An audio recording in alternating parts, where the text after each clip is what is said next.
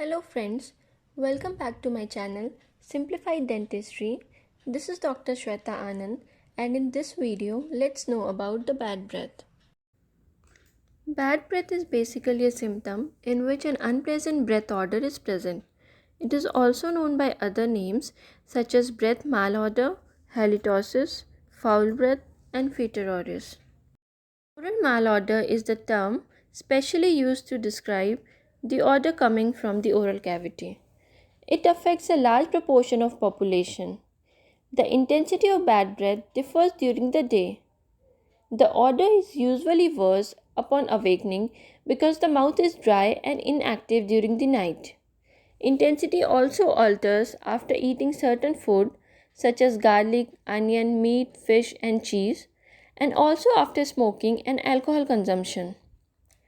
At least 90% of all malodor originates from oral cavity, whereas remaining 10% has systemic or local causes. Now let's know what leads to bad breath. Microbial putrefaction of food debris, desquamated cells, saliva, and blood causes bad breath. Various agents such as volatile sulfur compounds, diamines, and short chain fatty acids are produced due to the microbial breakdown of amino acids by enzymes, resulting in bad breath. Now let's know about the causes for bad breath. Mouth breathing. Mouth breathing dries out the mouth and teeth, and a dry mouth is associated with a greater risk for bad breath. Medications. Often medications can cause dry mouth, which results in increased microbial growth in the mouth. Aging and poor dental hygiene. When people age, they naturally produce less saliva, which increases risk of bad breath. And if we don't brush properly, food particles remain in the mouth, causing bad breath. Fasting or starvation. The reduction of salivary flow while fasting is the main reason for bad breath. Smoking. Smoking is linked with periodontal disease, which is second most common cause of bad breath. Smoking also starves the mouth of oxygen. Foods such as onion and garlic may leave bad smelling residues in the mouth because they release volatile sulfur compounds. However, these effects are only short lived. Alcohol. Unlike most liquids, alcohol dries your mouth, which aids bacteria to cause bad breath. Periodontal infection. Persistent bad breath or a bad taste in the mouth may be a warning sign of gum disease. Tongue. Bacteria present on tongue produce bad smelling compounds and fatty acids and accounts for 80 to 90% of all cases of mouth related bad breath. Xerostomia, which means dry mouth.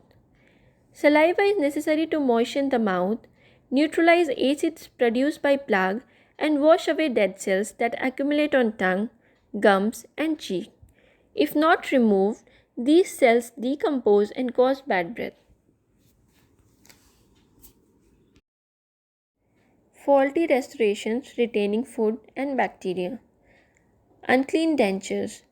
Inadequate denture hygiene practices, such as failing to clean and remove the prosthesis each night, may cause bad breath from the denture itself or from the mouth.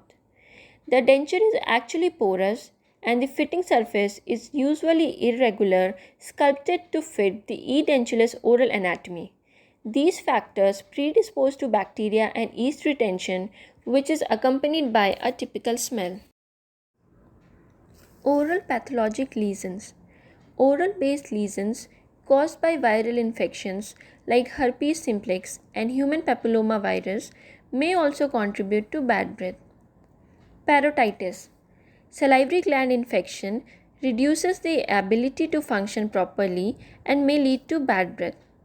Cleft palate. In cleft palate condition, consistent exposure to the air can dry up saliva and allow bacteria to flourish, which in turn can cause bad breath. Dental abscesses. Dental abscess can cause tremendous discomfort and bad breath. It develops when bacteria and the dying pulp tissue create a pus-filled pocket at the tip of the root. Nasal infections. Air exiting from the nostril may have a pungent odor that differs from the oral odor. Nasal odor may be due to sinus infections or foreign bodies. Pulmonary infections. Infections in the lungs, sinuses, or airways can also cause bad breath due to the presence of nasal secretions that may drain into the mouth. Diseases of gastrointestinal tract. Bad breath resulting from GIT disorders is considered to be extremely rare. However, it has often been reported among the symptoms related to Helicobacter pylori infections and gastroesophageal reflux disease. Certain hormonal changes. Any fluctuations in the hormone levels can disrupt our oral flora and put us at greater risk for tooth decay, gum disease, and bad breath. Women need to be even more vigilant about their oral health than men, especially during menstruation, puberty, pregnancy, and menopause. Systemic diseases. Many illnesses have been reported to cause bad breath, including untreated diabetes, bronchial and lung infections, kidney or liver failure, various carcinomas, metabolic dysfunctions, and biochemical disorders. Now let's know about the different types of halitosis. Generally, it is of three types. First one is genuine halitosis.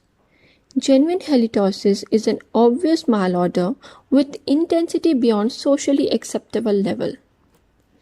Second is pseudohalitosis. Pseudohalitosis is not perceived by others, although the patient complains of its existence. The condition can be improved by counseling and simple oral hygiene measures. Third is halitophobia. After treatment for genuine halitosis or pseudohalitosis, the patient persists in believing that he or she has halitosis. Oral malodor can also reveal important diseases if it can be analyzed accurately. Now let's see about the different oral characteristics present in different types of diseases. In diabetes, acetonic, fruity or smell of rotten apples is present. In liver failure, the odor is sweetish or musky. In acute rheumatic fever, it is acid or sweet.